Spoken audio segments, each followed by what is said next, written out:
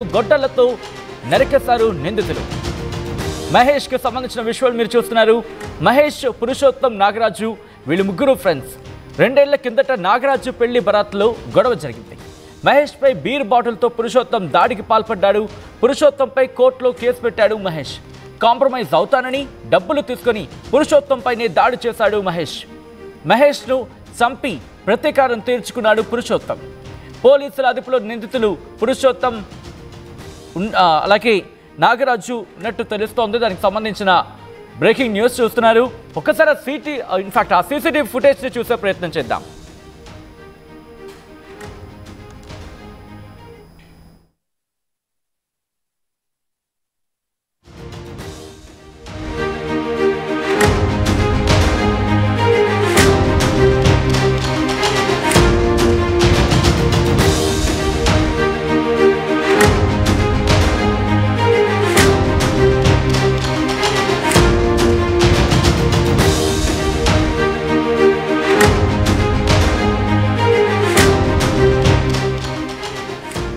ఒక్కసారిగా ఆ విజువల్ని చూస్తే కనుక ఆ కుటుంబం ప్రస్తుతం ఎటువంటి ఇబ్బందికర వాతావరణాన్ని ఫేస్ చేస్తున్న అర్థం చేసుకోవచ్చు. ఒక్కసారి మీరు చూడొచ్చు, మహేష్ని ఢీ కొట్టిన తర్వాత అక్కడి నుంచి పారిపోతున్న విజువల్ని మీరు చూడొచ్చు. పారిపోయిన తర్వాత మళ్ళీ అక్కడ స్కూటీ మీద అదిగో మీరు చూడొచ్చు, ఒక కారు వస్తుంది, కారు వచ్చి ఢీ కొడుతుంది. ఢీ కొట్టిన తర్వాత మాటికి ఐ థింక్ ఒక 2-3 సార్లు మనకి కనిపిస్తోంది. ఢీ కొట్టిన తర్వాత అక్కడి నుంచి వాళ్ళు వెనక్కి వెళ్ళిపోయే ప్రయత్నం చేస్తారు. ఆ తర్వాత స్కూటీ మీద ఒక వ్యక్తి అక్కడ ఫాలో అవుతున్న విజువల్ని మీరు చూడొచ్చు. అదిగోండి, ఇటు ఒక బైక్ మీద వెళ్తున్నట్టుగా భావించి వెళ్ళిన తర్వాత అక్కడ రోడ్డు మీద పడిపోయిన తర్వాత మళ్ళీ వెనకాల నుంచి వచ్చి ఇంకోసారి ఢీకొట్టే సందర్భం బహుశా అనుకుంటా. దీంతో వెంటనే ఆ పక్క సందులోకి పారిపోయే ప్రయత్నం చేశాడు. వెంటనే అక్కడ ఒక స్కూటీ వెళ్తున్న విజువల్ని మీరు చూడొచ్చు. ఈ ఘటన ఒక్కసారిగా అక్కడ స్థానికంగా సంచలనంగా మారింది. హైదరాబాద్ మహానగరంలో కత్తుల, గొడ్డల్ల నరకడమా, కారుతో ఢీకొట్టి చంపే ప్రయత్నం చేయడమా, ఎక్కడికి ఉన్నాం అంటూ కూడా ప్రశ్న జరుగుతుందంటే అర్థం చేసుకోవచ్చు. ఆ విజువల్ మీరు చూస్తున్నారు. ప్రస్తుతం సీసీటీవీ ఫుటేజ్, ఈ విజువల్ ఆధారంగా పోలీసుల దర్యాప్తు జరుగుతోంది. నిందితుడిని పట్టుకునే ప్రయత్నం చేస్తున్నారు పోలీసులు. హైదరాబాద్ ఎల్బీ నగర్ హత్య కేసు ప్రస్తుతం సంచలనంగా మారింది. పాత కక్షలతోని ప్రాణ స్నేహితునే చంపేశారు ఫ్రెండ్స్. అర్ధరాత్రి వెంటాడి కారుతో ఢీకొట్టి కత్తులు, గొడ్డలతో నరికేశారు నిందితులు. మహేష్, పురుషోత్తం, నాగరాజు వీళ్ళు ముగ్గురు ఫ్రెండ్స్. 2 ఏళ్ల కిందట నాగరాజు పెళ్లి బరాత్లో ఈ గొడవ జరిగింది. మహేష్ పై బీర్ బాటిల్తో పురుషోత్తం దాడికి పాల్పడ్డాడు. పురుషోత్తంపై కోర్టులో కేసు నమోదు చేశాడు మహేష్. కాంప్రమైజ్ అవుతానని డబ్బులు తీసుకొని పురుషోత్తంపైనే దాడి చేశాడు మహేష్. మహేష్ను చంపి ప్రతీకారం తీర్చుకున్నాడు పురుషోత్తం. పోలీసుల అదుపులో నిందితులు పురుషోత్తం అలాగే నాగరాజు ఉన్నారు అంటే అర్థం చేసుకోవచ్చు. ప్రస్తుతం మిగిలిన ఇంకెవరైనా ఉండారా, ఈ దాడికి ఇంకెవరైనా కారణమా, ఈ అన్ని కోణాలు కూడా పోలీసుల దర్యాప్తు జరుగుతోంది. ఇదే అంశానికి సంబంధించి ఆ కుటుంబం, మహేష్ కుటుంబం రియాక్ట్ అయింది. మహేష్ తల్లితో ఆర్టీవీ మాట్లాడింది. ఆ తల్లి ఆవేదన, ఆ తల్లి ఏమంటోంది ఇప్పుడు చూద్దాం. ఎల్బీ నగర్ పోలీస్ స్టేషన్ పరిధిలో నిన్న రాత్రి బొడ్డు మహేష్ అనే వ్యక్తిని అత్యంత దారుణంగా హత్య చేశారు. ముఖ్యంగా పాత కక్షలే దీనికి ప్రధాన కారణం అన్నట్లు కూడా ఒకవైపు పోలీసులు దర్యాప్తులో చెప్తున్నారు. ప్రస్తుతం ఇక్కడ ఎల్బీ నగర్ పోలీస్ స్టేషన్ పరిధిలో ఒకవైపు కుటుంబ సభ్యులు పెద్ద ఎత్తున రోధిస్తున్నారు. ప్రస్తుతం నేను పోలీస్ స్టేషన్ దగ్గర ఉన్నాను. ఇటు కుటుంబ సభ్యులు పెద్ద ఎత్తున ఇక్కడికి చేరుకొని తన కొడుకుని అత్యంత దారుణంగా హత్య చేశారంటూ పెద్ద ఎత్తున రోధిస్తున్న సిచ్యువేషన్ చూడొచ్చు. ఎవరైతే మృతి చెందారో సంబంధించినటువంటి తల్లి పెద్ద ఎత్తున రోధిస్తున్న పరిస్థితి కనిపిస్తుంది. ఒకసారి మాట్లాడించే చేద్దాం. అమ్మ, అసలు ఏమైంది, ఎందుకు, ఏం చేశారు? మామూలు చంపిరమ్మా, అమ్మ పుర్చిగాడు, విజయభాస్కర్ రెడ్డి, ఉపేందరు వాళ్ళందరూ ఉన్నారమ్మా. వాళ్ళ బావ పుర్చిగాని బావ దిడిచినారు, కరిపాయింట్ పెట్టిండు వాడు. అందరూ పెట్టి జైలుగా చైతన్య పోలీస్ స్టేషన్లోనే జైలుకు పోయినాడు. వాళ్ళని వచ్చే రాకట్నే వేయాలని వాళ్ళు అనుకురు. నేను నిన్న వాని బావ అన్నాడు. ఆయన ఫోన్ చేసిండు, సిల్క్ ఉపేందర్ రెడ్డి ఫోన్ చేసిండు, విజయభాస్కర్ రెడ్డి ఫోన్ చేసిండు. వాళ్ళకు మాట్లాడి నేను వాళ్ళ అమ్మ నన్ను తెలియదు వానికి. నేను అప్పుడే నా కొడుకు చెప్పిన, జాగ్రత్త కొడుక ఇట్లా అంటున్నానంటే నేను అలా తిరిగిపోను, కేసు కొట్టేసుకుందాం అమ్మ అన్నాడు. ఇంతెల్లమే ఇట్లయిందమ్మ, నెల కూడా కాలేదు నా కొడుకు వచ్చింది, 20 రోజులు అవుతుంది. 20 రోజులు సంచి వాడు నా కొడుకు కావాలి కాస్తుర్రు. ఇక బయటకు వచ్చేది ఆలస్యం వేయాలని చెప్పిర్రు. వాళ్ళ కడుపు గాల. ఎంతమంది ఉంటారు వాళ్ళు ఎంతమంది అంటే ఎందుకు మీకు కొడుకు పైన ఎందుకు పగ పెంచుకున్నారు? ఏమమ్మా పెళ్లి కాడ చిన్న గొడవ వచ్చి అదే గొడవ పోనీయలేరు. ఇక మామూలునే ఫస్ట్ నరికిండు. ఆ వాడుకావు ఆ మస్తు నరికిండు. బీరు చేస్తూ నరికిండు. ఒంటరిగా తీసుకుపోయింది. పెళ్లి లేని ఒక నెలకే 5 వీరు దాపించి నా కొడుకు నరికి వెనక మళ్ళీ చూస్తే అరికే వాడు అరే పుడిచి నువ్వారా అని ఇక వాడు ఇంత ఎత్తు గోడ మించి దునికి పరారైండు. నా కొడుకు పానాలు కాపాడకుండా ఇవాళ మొత్తం ఏం పానాలు తీసిండు.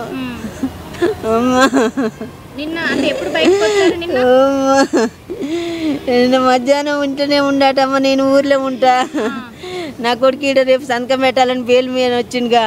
సంతకం పెట్టాలని పోలీసులు ఫోన్ చేస్తే పంపించిన. ఈ పంపించినందుకు ఇది జరిగింది. నేను లేను మేడం, ఊళ్ళో ఉన్నా. మాతో బాగాలేకుంటే ఊళ్ళో ఉన్నా. 1 జరిగిందట. పోలీసు వాళ్ళు మా ఊడు అబ్బాయి వాళ్ళు చూసి చెప్పిర్రు.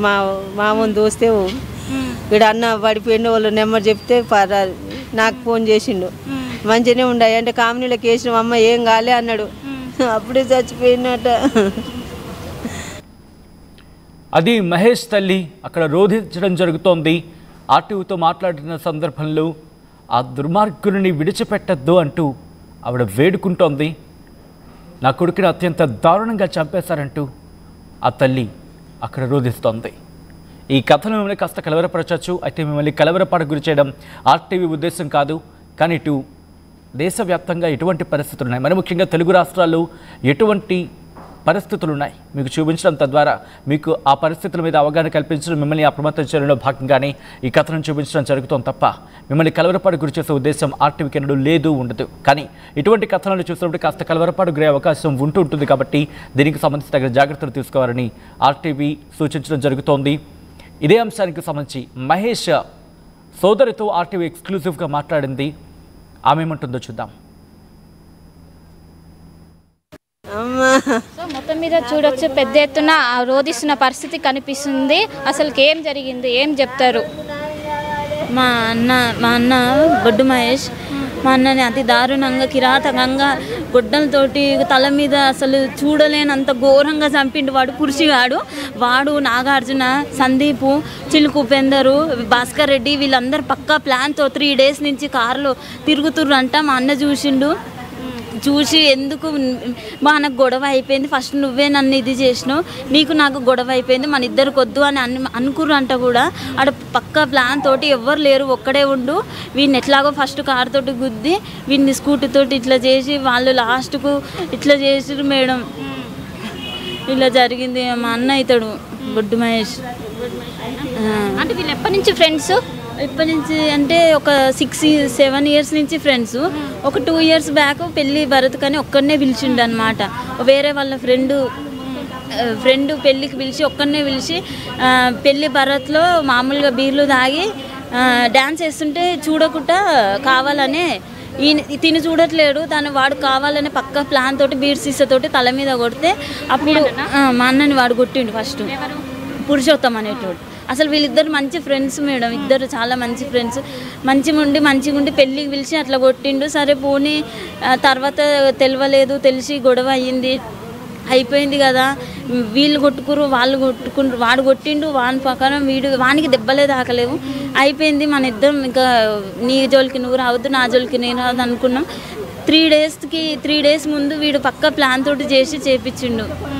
అంటే మొదట పురుషోత్తం అనే వ్యక్తే దాడి చేశారు, కానీ మీ అన్న ఎందుకు జైలు పోయిన, మీ అన్నపైన ఎందుకు కేసు పెట్టారు అంటే వాళ్ళు నన్ను కొట్టిండు, నా తప్పు లేకున్నా నేను ఫ్రెండ్ అని నమ్మినా నన్ను కొట్టిండు, నిన్ను కొడితే మన ఇద్దరికి ఏ కేసు ఉండదు, ఏది గొడవలు ఉండవు అని అట్లా చేసిండు మేడం.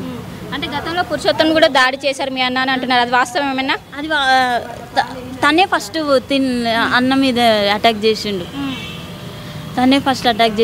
వీళ్ళిద్దరు ఫస్ట్ మంచి ఫ్రెండ్స్ ఉండే, మధ్యలో వ్యక్తుల వల్ల ఇట్లా అయ్యి అటు ఇటు చెప్పడం వల్ల వీళ్ళిద్దరికి ఇట్లా అయ్యి వాడే బీర్ సీసా కొట్టడం వల్ల ఇది ఈడి దాకా వచ్చేసింది.